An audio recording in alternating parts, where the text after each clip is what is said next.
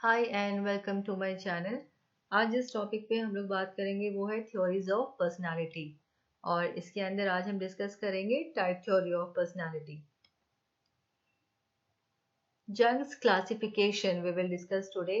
Now Carl Jung ने कैसे divide किया था पर्सनालिटी को on the basis of attitude and functions. Now he divided personality into two types. First is introvert. Introvert कैसे होते हैं? Introverts are inward focused, they are quiet, they are reserved. वो बहुत सोशेबल नहीं होंगे, उनके सोशल सर्कल्स थोड़े कम होंगे, उनको अपने में रहना थोड़ा ज्यादा पसंद होता है। ये सारे क्या है? ट्रेड्स है इंट्रोवर्ट के। ठीक है। नेक्स्ट है extrovert. Extroverts are outward focused, वो सोशेबल होते हैं, एक्सप्रेसिव होते हैं, उनकी सोशल सर्कल थोड़ी लार्ज होती है। ये सारे ट्रेड्स क्या है? एक्सट्रोवर्ट्स के। ठीक है। हम लोगों ने क्या बात किया था? ट्रेड्स क्या होते हैं? Traits actually are the characteristics और फीचर्स ऑफ एन इंडिविजुअल। तो इंट्रोवर्ट जो है उनके क्या कैरेक्टरिस्टिक्स होंगे? ये सारे होंगे, इनवर्ड होंगे, क्वाइट होंगे, रिजर्व्ड होंगे। और एक्सट्रोवर्ट्स कैसे होंगे? Outward focus, social, expressive. ये सारी जो है ये टाइप थ्योरी ऑफ पर्सनालिटी में कर्ल जंग्स की क्लासिफिकेशन है कि एक इंडिविजुअल की पर्सनालिटी दो तरह की होती है, इंट्रोवर्ट एंड एक्सट्रोवर्ट। ओके। अब देखेंगे हिपोक्रेट्स ने टाइप थ्योरी के अंदर कैसे डिवाइड किया था पर्सनालिटी को। Hippocrates suggested four fundamental personality types on the basis of body fluids और टेम्परामेंट्स। हिपोक्रेट्स ने बोला था बॉडी फ्लूइड्स और टेम्परामेंट्स के हिसाब से चार तरह की पर्सनालिटीज होती हैं। पहला है choleric. People with predominance of yellow bile are irritable, restless and hot blooded. ये जो लोग होंगे कोलेरिक, ये लोग कैसे होंगे? ये थोड़े से इरिटेबल होंगे, रेस्टलेस होंगे, थोड़े गुस्से वाले होंगे, हॉट ब्लडेड, अग्रेसिव होंगे थोड़े से ज्यादा, और full of energy, they have full of energy. ये सारे क्या है? ट्रेड्स है। Personality is all about traits. तो ये इरिटेबल, रेस्टलेस, हॉट ब्लडेड, ये सारे क्या है? ट्रेड्स है। किसके ट्रेड्स है? कोलेरिक के। ठीक है। नेक्स्ट है मेलेंकोलिक। मेलेंकोलिक लोग कैसे होंगे? ये थोड़े सैड होंगे, डिप्रेस्ड होंगे, थोड़ा वो होप नहीं है लाइफ से, उनको थोड़ा अलूफ अलूफ अलूफ थोड़ा फील करेंगे, अकेलापन जैसा उनको फील होगा। ये सारे ट्रेड्स हैं मेलेंकोलिक के। थर्ड है सैंग्विन। सैंग्विनरी, जहाँ पे लोग जो है बहुत चेयरफुल होंगे। इस तरह के लोग कैसे होंगे? चेयरफुल होंगे, एक्टिव होंगे, ऑप्टिमिस्टिक होंगे लाइफ में। ये है सैंग्विन। ये जो हम लोग ट्रेड्स डिस्कस कर रहे हैं ये किस बेसिस पे कर रहे हैं? टेम्परामेंट्स की बेसिस पे। ठीक है। Last one is phlegmatic. इस तरह की पर्सनालिटी के क्या ट्रेड्स होंगे? Phlegmatic are consider to be calm and quiet, थोड़े शांत होंगे। ठीक है। थोड़े से वो उनको इनएक्टिव होंगे, उनको कभी कभी ये भी बोला जाता है कि वो थोड़े लेजी होते हैं। तो ये है फ्लेगमेटिक के ट्रेड्स। तो ये सारे फोर ट्रेड्स जो है choleric, melancholic, sanguine and phlegmatic, these are the four types of personality as suggested by Hippocrates on the basis of temperaments. ठीक है। यहाँ पे हम लोग डिस्कस करेंगे कि शेल्डन ने क्या बोला था टाइप थ्योरी ऑफ पर्सनालिटी के अंदर। शेल्डन ने ये बोला था कि किसी भी इंसान के फिजिकल स्ट्रक्चर को देखकर, उसके बॉडी टाइप या बिल्डअप को देखकर हम ये बता सकते हैं कि वो इंसान कैसा होगा। ठीक है। तो this theory is based on the idea that our physical body और structure can provide insights into our psychological characteristics. Physiological characteristics देखकर हम साइकोलॉजिकल कैरेक्टरिस्टिक्स बता सकते हैं। और उन्होंने इंडिविजुअल्स को डिवाइड किया था तीन ग्रुप में on the basis of their body type. वो जैसे दिखते हैं उस हिसाब से इन्होंने कैसे डिवाइड किया था इंडिविजुअल्स को? तीन ग्रुप में। तो पहला ग्रुप है एक्टोमॉर्फ। एक्टोमॉर्फ यानी टॉल एंड थिन, वो लोग जो कि लंबे होंगे और पतले से होंगे। तो ऐसे लोग कैसे होते हैं शेल्डन के हिसाब से? शेल्डन ने क्या बोला था? जो एक्टोमॉर्फ्स होते हैं वो इंट्रोवर्ट होंगे, वो सेंसिटिव होंगे, वो शाई होंगे, वो रिजर्व्ड होंगे, दे प्रेफर सॉलिट्यूड, थोड़ा अकेला रहना ज्यादा पसंद है। सोशल सर्कल्स उनका थोड़ा कम होगा, बहुत ज्यादा सोशल गैदरिंग्स उनको नहीं पसंद है। ठीक है।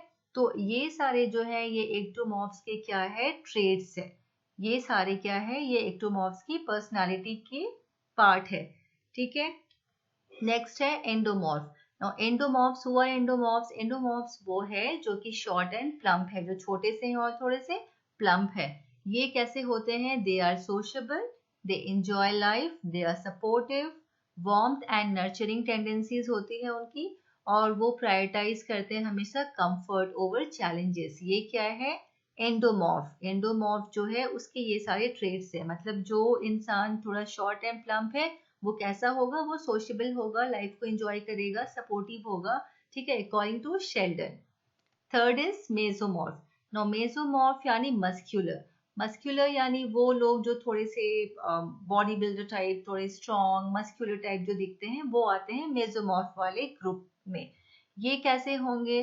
दे आर असर्टिव, वो असर्टिव होंगे, कॉन्फिडेंट होंगे, कंफर्टेबल होंगे फिजिकल एक्टिविटी को लेकर, थोड़े एनर्जेटिक ज्यादा होंगे, और रिस्क टेकिंग बिहेवियर जो है उसमें ज्यादा वो इंगेज होना पसंद करते हैं।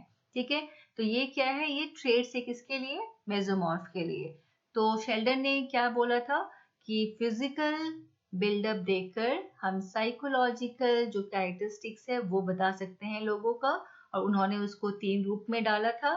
एक्टोमॉर्फ जो कि टॉल और थिन, लंबे और पतले, उनको बोलते हैं एक्टोमॉर्फ। जो थोड़े छोटे से और थोड़े प्लम्प होते हैं उन्हें बोलेंगे हम एंडोमॉर्फ, और तीसरे जो थोड़े मस्कुलर से होंगे उन्हें हम बोलेंगे मेसोमॉर्फ। और उसके बेसिस पे उन्होंने क्या किया था?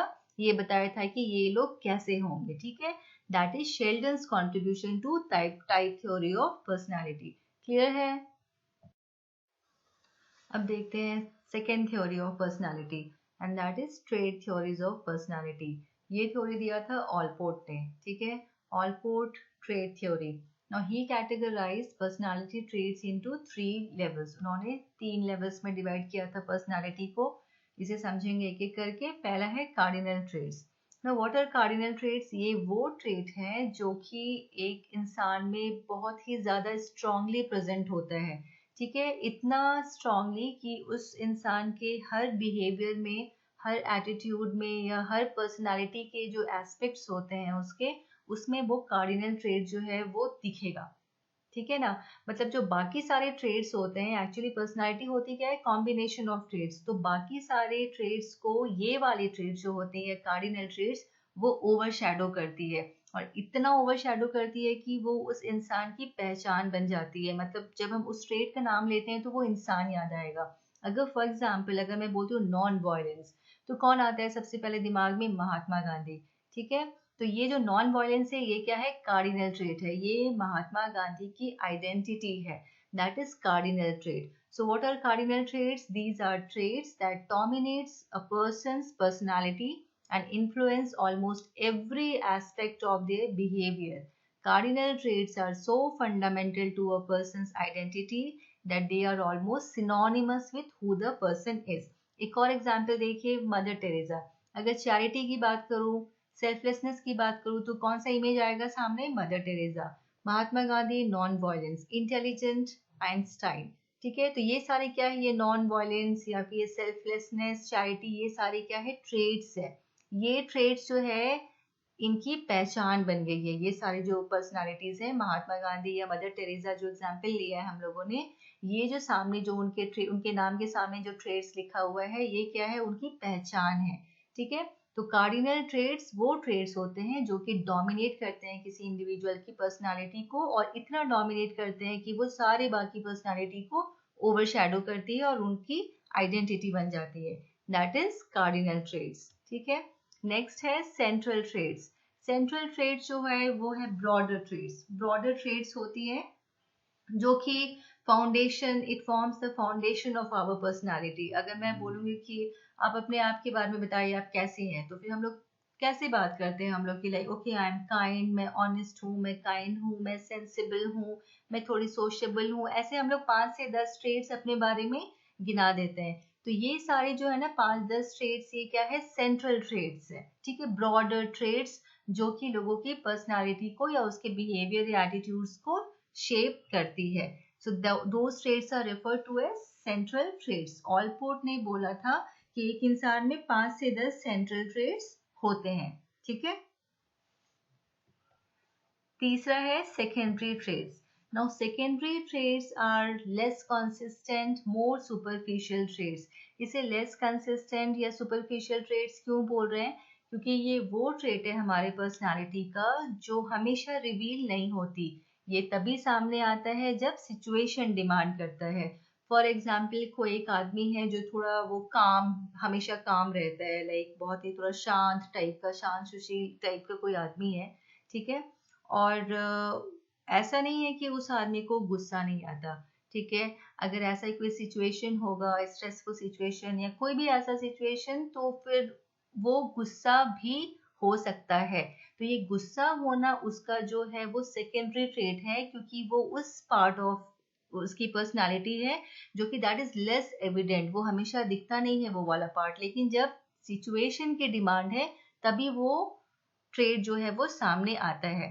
That is why secondary traits are considered to be less consistent. Okay, an individual don't reveal that trait unless and until the situation demands it. जब तक कि सिचुएशन का डिमांड नहीं होगा तब तक वो ट्रेड जो है वो सामने नहीं लाएगा, उसे कहते हैं सेकेंडरी ट्रेड्स. ठीक है, तो ये सारे हैं 3 traits as given by Allport. Cardinal trait जो कि डोमिनेंट होती है, किसी भी पर्सनालिटी को वो डोमिनेट करती है और बहुत रेयर होती है. अकॉर्डिंग टू ऑलपोर्ट ये जो कार्डिनल ट्रेड्स है ये रेयर होती है.